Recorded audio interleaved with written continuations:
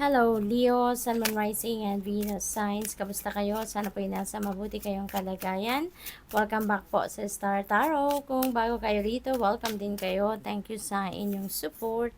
I truly appreciate it. God bless you all. Leo, pauna mensahe ninyo, don't let life pass you by. Be among it and live. Ibig sabihin nito, no, Leo, na live in the here and now. Experience ninyo kung ano ang nangyayari sa ngayon, no? At wag na tayong mag-focus doon sa kung ano na yun tapos na, or because that's already behind you, hindi mo na rin naman mai-enjoy yan because it's done, di ba? Kaya wag na nating alalahanin pa, wag na natin pagkaabalahan pa ng panahon, di ba? At yung pagfo-focus din sa future ay impractical din kasi we don't even know kung ano ang parating, kung ano ang mangyayari, 'di ba? Kaya ang pinakamahalaga, i-enjoy natin kung ano ang meron tayo sa ngayon, dito tayo mag-focus. Okay? So what else we have? When a feather floats down from above, an angel is showering you with love. Ayan. So, maaari ang iba sa inyo dito, mapapansin ninyo na merong, habang naglalakad siguro kayo, sa labas ng bahay, ano, merong feather, no, na maaring bumagsak sa inyong harapan. Or maybe, magland sa parte sa ulo ninyo or sa balikat or kung saan man parte ng katawan ninyo, ano. So when that happens, no, ibig sabihin yan na yung angel po ninyo is showering you with love, no. Nagpaparamdam ang inyong angel na ikay niyayakap, no, ng inyong mga angels full of love. So, what else? We have, while you have a pulse, make every bit of your heart count. Ayan, habang may buhay, may pag-asa, habang may buhay, gamitin natin yan para sa pag-enjoy ng buhay natin, gamitin natin, i-maximize natin, no, yung bawat minuto na meron tayo para sa ikakabuti natin, ikakabuti ng ibang tao, makakatulong tayo sa ibang tao, mas mabuti, hindi ba? Kaya sabi dito, make every bit of your heart count, 'di ba? I-maximize natin ang oras na meron tayo, no? Habang meron pa tayong magagawa na mabuti para sa atin, para sa mga mahal natin sa buhay, para sa kapwa natin, ano, gawin na natin.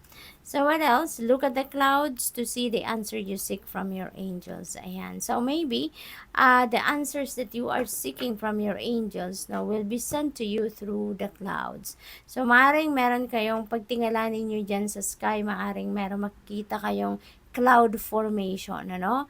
Maaaring meron mga shape dyan. Maaaring makakita kayo dyan ng wings, ng angel, makakita kayo ng image ng angel or image ng Mama Mary or image ng ni Papa Jesus, yung gano'n, ano? So, it could be anything na makikita ninyo dyan sa clouds. But, whatever that is, na mapapansin ninyo, na, and that will speak to you, you know, that is probably the answer, no, na hinahanap ninyo or answer na hinihintay ninyo from your angels, alright? So, what else for Leo? Lala, nalaglag. Okay, let go. Enjoy the pulsing light of the firefly, but don't hold on too tight. Okay, let go. Now is the time siguro na kailangang meron na kayong i-release, no, sa buhay ninyo. At kung ano man ang bagay na yan na dapat na ninyong i-let go is that is something na hindi na yan nagsiserve ng inyong highest good. Kaya kailangan na ninyong alisin yan sa buhay ninyo. So, don't waste your time anymore on those things or even people na alam ninyong negatibo ng energy ang hatid sa inyo or hindi naman yan nakakatulong sa inyong soul's growth or hindi naman nakakatulong sa inyo in any way, hindi naman nakakatulong sa inyo na mag-improve ang inyong kalagayan, ang inyong buhay, something like that. Okay?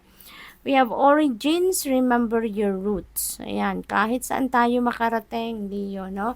Wag nating kakalimutan kung saan tayo nang gagaling. Lagi nating aalalahanin where we came from, no? Kung ano yung mga humble beginnings natin, wag nating kakalimutan yan. We have woods, be like the woods, calm, soothing, mysterious, and full of life. Ayan, so kalma lang, no? Kalma lang. Hindi natin kailangan na maging frantic tayo, hindi natin kailangan na maging aligaga tayo, 'di ba? Mas magandang maging masayahin tayo, at sometimes kailangan lang natin kung ano lang yung kailangang ipaalam natin or sabihin natin sa mga tao, yun lang, no? Kung ano lang ang dapat nilang malaman, yun lang din, no? Kailangan din natin na magkaroon din tayo ng mysterious effect, ika nga, hindi ba? So, light, look to the space between the trees for answers. Ayan. So, maybe, ang iba sa inyo dito also is seeking for answers. Maaari talaga na meron siguro kayong something na naguguluhan kayo, kaya naghihingi kayo dito ng guidance, naghihingi kayo ng enlightenment, something like that, no? Maybe you are already in a situation, no? At siguro nagtatanong kayo, no, sa inyong mga angels, nagtatanong kayo sa inyong spirit team kung what is my purpose, bakit nandito ako, bakit ako nandito sa ganitong sitwasyon, hindi ba? Ano ang kailangan kong gawin, what is the reason why, 'di ba? Ganito ang sitwasyon ko sa ngayon. So, maaring may mga ganun kayo, no? So, tignan natin kung ano pa ang kaganapan dito for Leo. We have angel number 888. Napakaswerte ninyo kasi yung number 8 is infinity, no? That is also financial abundance, that is also material success, financial success, and also karma. So, dito, maaaring ang iba sa inyo is being asked also to bring the balance back in your life, or maaaring pabalik na maaaring ang iba sa inyo dito siguro inaasikaso nyo na, ginagawa nyo na ng paraan para maibalik nyo na yung balanse sa buhay ninyo.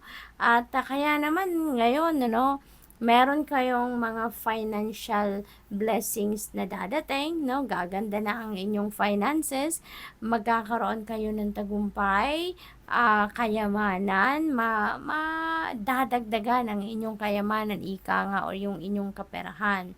Sabi dito, a lot of money is coming your way. Wow! So, napakadaming pera ang parating sa inyo. A lot of money is coming your way.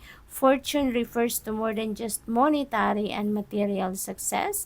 If you don't appreciate the people in your life now, you won't have them tomorrow. Kaya kailangan na habang nandiyan ang tao, yung kung mahalin nyo ang taong yan, ipakita ninyong importante siya sa'yo.